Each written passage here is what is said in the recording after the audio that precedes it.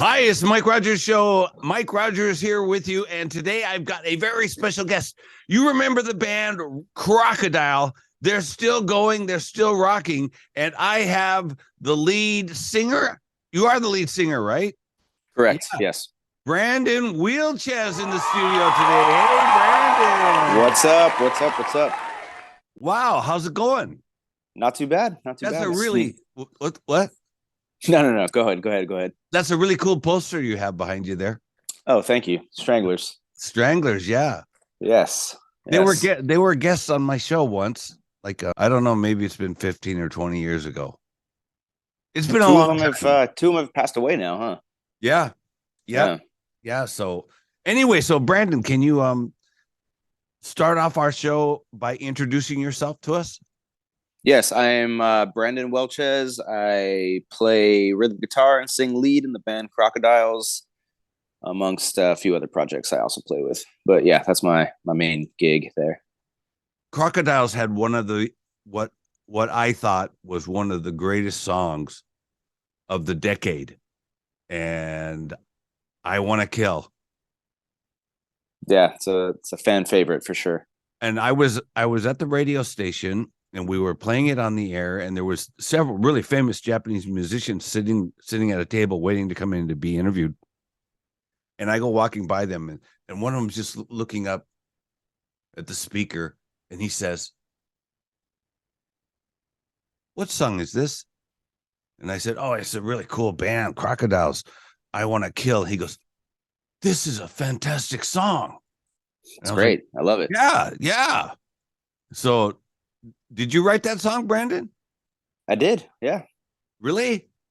I mean, I had the way we work usually, because there's two of us that the core of the band is two people, me and Charles, and we both write. Back then, we both lived in San Diego. That's an old song now. It's like 15 years old now, something like that. Mm-hmm. So back then, we both lived in the same city. We haven't in a long time, but like we would sometimes collaborate on a song from the ground up. That particular song, I think I had most of it done, and I brought it to him, and he, added his stuff to it. And that's what we've always done, kind of back and forth like that. I really wanted a music video for that song. Yeah, no, I know. I mean, we've had this, like, in my opinion, because you pick your singles before people have had a chance to hear your album. You know what I mean? So yeah. I don't feel like we always pick the correct singles for what end up being the songs that fans like. Oh, you know what I mean? Yeah. So I wish there was like a way you could do like a focus group or something ahead of time, but you can't really do that. But you can still make the video though. Yeah, I mean, yeah, I prefer to like look ahead though. You know what I mean? That song. Yeah, well, no, I understand that. So when you make a greatest hits album, then you make a video for that song. Yes, I think you need to have hits though before you make a greatest hits album. You guys have a lot of hits, don't you? We have what Robin Hitchcock calls invisible hits. You know what I mean? Yeah, that's what we have. Yes, we do have a lot of invisible hits for sure. I'm name dropping here, but I've met Robin Hitchcock before too. That's super cool. I would love to meet him. He's a hero. Yeah, he came to Japan, and he said to me, "Mike, I really want," and this is before Star Wars. Mm-hmm. They started selling those what I don't even call those lightsabers. Mm-hmm. He said, I really want one of those flashlights that the police use. It's got the long red thing. And I was like, I don't even think they sell those. And I asked my wife at that time, where do we find these things? And she said she went and she checked and she found out, and she said, okay, they're going to sell you 3 of them. So go to this place and go down there. He was just like a little kid. He was so happy. Wait, but so police, you're saying police in Japan use something that's lightsaber-esque, or you? Yeah, they do. Police. Oh, okay. So, construction security workers. It's I mean, what is the actual like function of it? Since it's obviously not like a laser sword. Just to keep cars from running over construction workers. Oh, it's like this stuff, like they have at the airport. Yeah, like at the airport. Yeah. That's sort of thing. Oh, that's right. Yeah. That is. Yeah. Besides Crocodiles, you're doing other projects. What other projects are you doing now, Brandon? I play with my wife's band, Kate Clover. And I also I was living in Mexico for a few years before I moved to LA. So I have a couple projects there that are still going. One is called Los Pau Paus, which is more like kind of psychedelic Latin stuff. And the other is called Xenu and the Thetans, which is just like straight up punk. Psychedelic Latin stuff? What is that? Cumbias and boogaloo and some Jamaican flavored stuff, but through our sort of fuzz guitar filter and delayed vocals and that kind of stuff. Yeah, and then the songwriting I think is probably informed a lot by stuff outside of that as well, but the kind of like rhythmic template is that sort of thing, and we have like congas and timbales and stuff like that. Well, and then the punk band is what's it called? Xenu and the Thetans. Actually, you've sent me their songs before and I played them, but I never knew how to pronounce the name. Yeah, it's making fun of Scientology, which I live right. Yeah, I live really close to the Scientology building too, so I should probably be careful about not getting assassinated, You can't really mess with like one of the biggest religious cults in the world, Is it? I mean, I don't know. Like they don't have it in Japan. They must. I feel like they're everywhere. Really? I've never ever heard of Scientology. When we're done with this, look it up. Look up Scientology in Japan. Oh, I know what it is, and I know some famous actors are into it. Oh, yeah, I think a lot of famous actors. Well, because it's a like a pay to play religion. So, I think that famous actors are like the perfect kind of marks for them, because they have money. I think they're bored a lot of the time that they're not working. You know what I mean? And I think that like, especially once you attain like a certain level of celebrity, your life becomes so strange that, things like that start to probably make sense to you. Okay. Yeah. I'm going to look that up, see if they have that in Japan, but yeah, I've never heard. I mean, I know what it is, but I've never heard of it in Japan.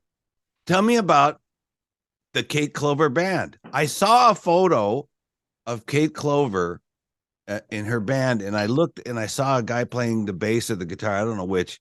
And I thought, wait a minute, that looks like Brandon.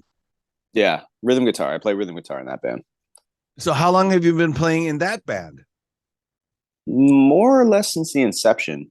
So what year was that? 2018.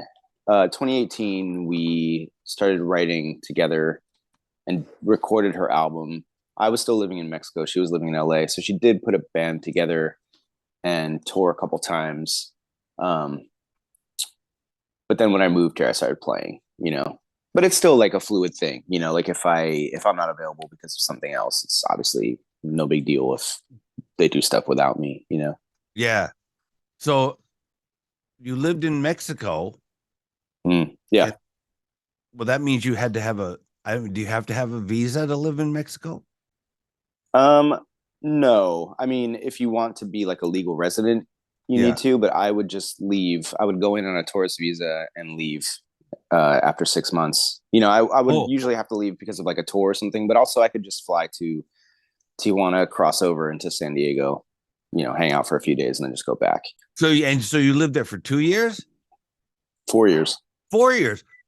Wow. So why did you live in Mexico? What was it about Mexico? You like Mexico, obviously. I love it. Yeah, I love it. It's one of my favorite places in the world. Why did I go there? Well, I was living in New York City, and I needed to. Well, I went through a breakup, so it's a very expensive city to try to live on your own in, especially as a musician. So the idea of like living in a house with a zillion people didn't appeal to me. So I knew I had to leave. There was nowhere really in the US I felt like I wanted to go to. I thought maybe like Chicago could be cool, but I had already kind of like fallen in love with Mexico City. We started playing there in 2009 and going there pretty often from 2012 on. We recorded 3 albums there. So I'd already spent a lot of time there. I had a lot of friends there. Yeah, and I just wanted to get to know it better. So I went. I didn't know for how long I would be there. I didn't know if that's like where I was going to lay down my roots or if it was just going to be a brief thing. But yeah, it was 4 years. It was awesome. Yeah, I'm from Southern California. Yes. So I've been to Mexico. I'm a Rogers fan, so of course I know you're from Southern California. Thank you. Is that you bought that Rogers? You have the 7-inch. Is that an original 7-inch? Pretty sure it's a bootleg. Oh, because I think the original. Sorry, but I think the original is probably out of my price range. Or I don't know. Did you guys ever do like a sanctioned reissue? Yes, we did several times.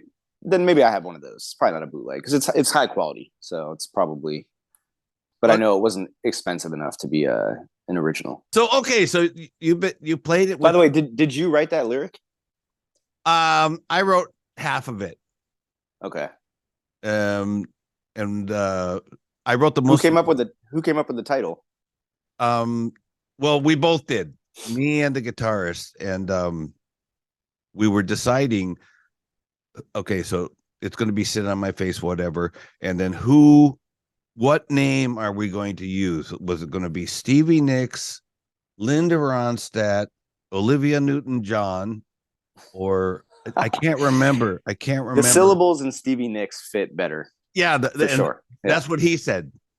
And so that's what we went. I was like, okay. And so what's the story? Didn't like Mick Fleetwood or Lindsey Buckingham try and get you guys like basically like blacklisted from all the clubs or whatever? So I don't. Well, I want to talk to you, but anyway, so I'll tell you. So we made the record. We took it down to K-Rock and had Rodney played it. And when we were at K-Rock, the Ramones were there. Mm-hmm. And Rodney said, played our song. And he said, hey, you guys like the Ramones, don't you? And me and the guitarist at the same time said, we like the Sex Pistols. Everybody was just like, oh, you guys got to leave. You guys got to leave. And I heard from Rodney that the next day they were just inundated with telephone calls for requests for that song. Yeah.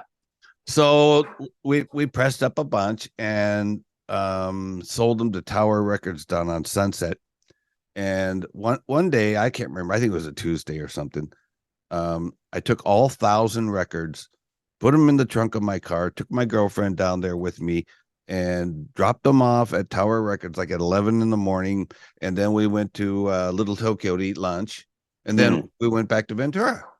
I get back to Ventura and the phone rings. And it's the guy from Tower Records. And he says, hey, we need Sit on My Face Stevie Nicks records. And I was like, no, I delivered them to you this morning. And he was like, they're sold out. I was crazy. Like, what? And then maybe a couple of days, 3 or 4 days after that, I get a phone call from some dude who tells me he's Mick Fleetwood. And he's going to sue me. And if we don't stop selling the records, and then I heard from other people that he called K-Rock, he called all the record stores and said, don't sell that record or you're not going to get our next record, Tusk or whatever. Who bought Tusk anyways? Nerdy people. You know what I mean? Yeah. Nerdy people. And then he threatened everyone. And so most record stores just hid the records under the counter. If somebody would ask for it, they would sell it to them anyway. But so you had an invisible hit. Yeah, an invisible hit. So it was a good time. I'm glad I did that. I'm glad. I mean, I love it. It's a classic, and I go out and DJ punk records a lot, and I always bring it with me. I'm DJing punk records tonight, and I have it with me. Really? Oh, it's Christmas Eve. Yeah, I have the Woofy Dogs 7-inch too. You're kidding me? No, Johnny Bruton. Did I tell you I was in the Woofy Dogs? No, but Johnny Bruton did. Oh, you know Johnny Bruton? Yeah. Hey, he's a good guy. Yeah, he's a great guy. I mean, I don't know him super, super well, but we chat here and there. So he got you the reissued of Woofy Dogs. He sent us 2 copies, which is cool. We could not give those away when we made them. That's always how it is, though. People don't recognize cool stuff until long after the fact, Brandon, you're so nice. I'm gonna. That's why this world is populated with invisible hits for that reason. Wow. People don't recognize it when it's actually contemporary. Yeah. So okay, let's get back to talking about you. So you play in Kate Clover's band. Mm-hmm. And you help her to write the songs. Yeah, I mean, not all of them, but so we write together. Yeah. So she started her band in 2019. There she is. She's not gonna like that. No. She's in her house cleaning clothes. So. Oh, you started in 2019, and then this stupid Corona. When did this start? February of 2020, was it? Yeah, I mean, that's when you started. I mean, I think January, February, I started hearing about it. By March, the end of March, it was, different world. It's still really bad here. Yeah, what is the situation there? Because we were actually in Asia like in December of 2019, and we were in China, and I didn't hear anything about it yet. Yeah. In Japan, there have been no mandates. No lockdowns, none of that. But the government not being able to do it doesn't mean private businesses cannot do it. Yeah. At this point today, there isn't a hotel, a restaurant, any kind of public place that does not require you to wear a mask to come in. Today, I can walk outside my house and everybody is wearing a mask. And I'm serious, Brandon. Old people, young people wearing masks outdoors. Mm-hmm. And you see people riding bicycles, people playing tennis, jogging. Yeah. They're all wearing masks. Mm-hmm. Everyone. In spite of that, the corona, the COVID situation here is bad. There was like a really there's like a high mortality rate there. Yeah, there's a high mortality rate, and 207,000 people got sick in one day. Maybe that was 3 days ago. Dang. It's gone down to about 180,000 now. Yeah, I think it's like the last I looked here, it was like 60 something thousand getting it a day. But I think I don't know how many million people live in Japan, but it's like 300 something million here. So yeah, so we're half the population. Mm-hmm. So people say like, well, no, it's so high in Japan, but they test people. Mm-hmm. And they do. They test people. If you have the flu or whatever, or a cold, you go to the doctor, they're going to test you. Yeah. And that's why. The clubs are all open. Mm-hmm. I'm going to a concert today. Mm-hmm. But everyone's going to be wearing a mask. Everyone will be wearing a mask. And yeah. I mean, to be fair, when it came back here in, like, I guess vaccines became kind of readily available like March, April of 2021. Mm-hmm. And it was like that for a long time. Like, I remember we did a tour with Kate's band in August or September of 2021, and we had to show at all the venues. We as musicians had to show our vaccine cards, and everybody had to wear masks. We didn't have to on stage, but you were expected to. Yeah. Off stage, which is fine. Whatever. I'm not like it's fine. It's not a huge inconvenience or anything like that. So no problem. But yeah, I mean, now it's kind of back to normal. I mean, if, it's not back to normal, 60 whatever thousand people a day are getting it, but in terms of like life on the street and blah blah blah, it's maybe 10% of people have masks, and that's usually because they are sick. Yeah. With something. So it's kind of like the social contract now, if you're sick, you should wear a mask, Well, in terms of that sort of thing, I think it's like, it's not that hard to disrespect whatever, like the culture or the business or the household or whatever is asking you to do. I'm just like, yeah, fine. No big deal. It's your country, your business, your house, whatever, your rules, no problem. That's right. I'm a very mature person, A guy told me like, you should be the first one to go out, not without a mask. And I'm like, no, dude, there's like, it's 98.5% Japanese people in this country. Mm-hmm. And I'm just a foreigner. And if I won't go outside without a mask, everyone's just going to think like, well, look at that weird foreigner. That's the end of their thought process. It's not going to. Yeah. I remember I went to visit Mexico in the summer of 2021, and there were signs everywhere, lots of them in English, that were saying like, "Hey, gringo, like respect our country, wear a mask." You know, like, the vaccine rollout was obviously slower, so I think there was like this sense of like being fed up with American tourists who would go down there saying like, "Oh, everything's fine because I'm like double or triple vaxxed or whatever, and I'm cool." So they would go down there. Meanwhile, there's like elderly people who haven't had their first one yet, stuff like that, you know. So people were getting kind of pissed off with that, you know. So that's very good, Brandon. You know, so okay, Brandon, tell me about your new projects and what you're doing. Like, are you guys Crocodiles? Are you recording? You touring, or what's going on? What's coming up in the next year? We will have a very busy year. We haven't announced anything yet, but we do have a new album coming out. It's done. It's ready to go. There's a label. The record's being pressed, blah, blah, blah. So, yeah. So we're booking tours now. Hopefully we'll be coming back to Asia. Like I said, we haven't been since 2019, so it'd be great to go back.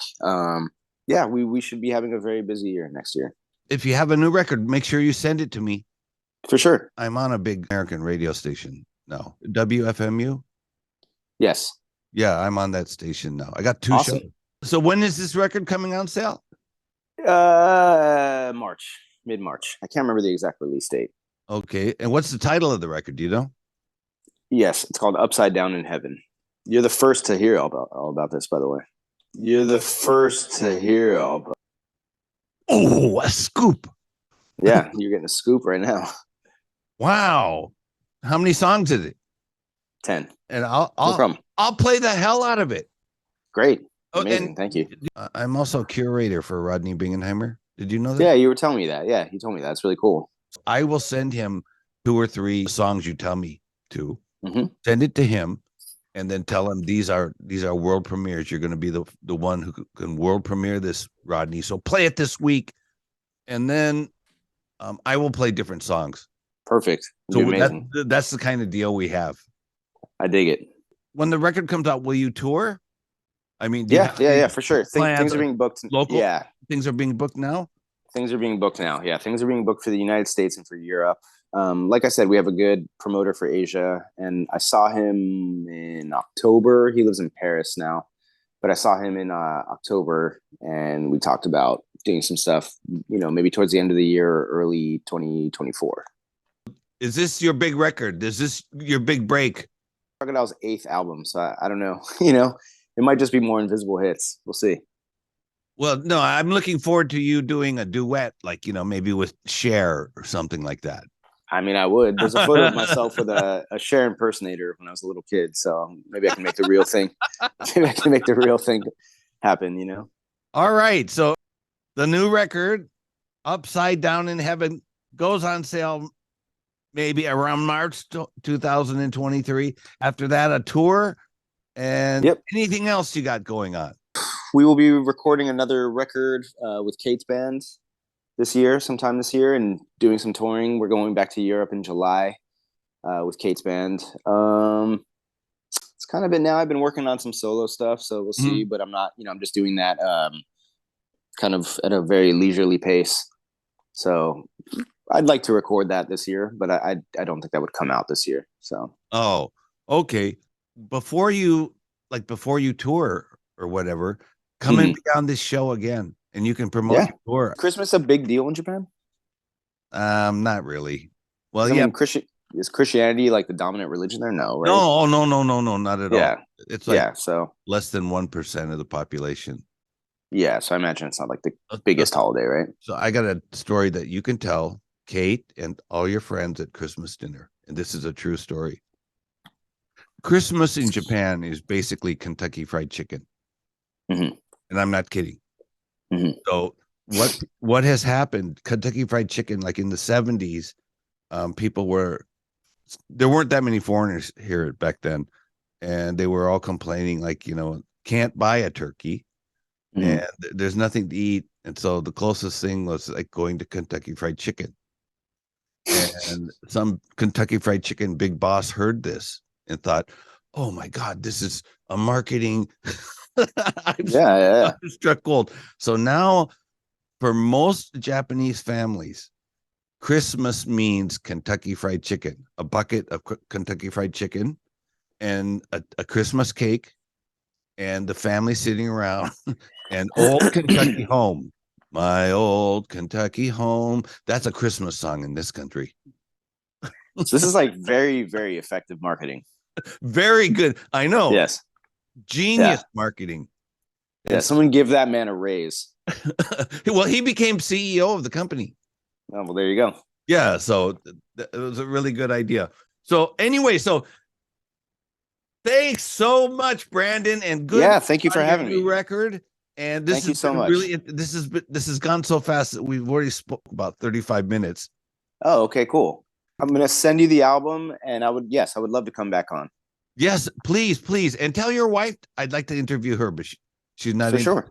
Oh, she is. No, she's into it. She's into it. She was she's gone now. She went for a run, but she was like in her Saturday morning cleaning up the house. Oh, I'm gonna go for a jog close. So I think she's, we're musicians. So we're both vain people. We don't want to be seen in our Saturday morning cleaning the house. I'm gonna go for a jog close.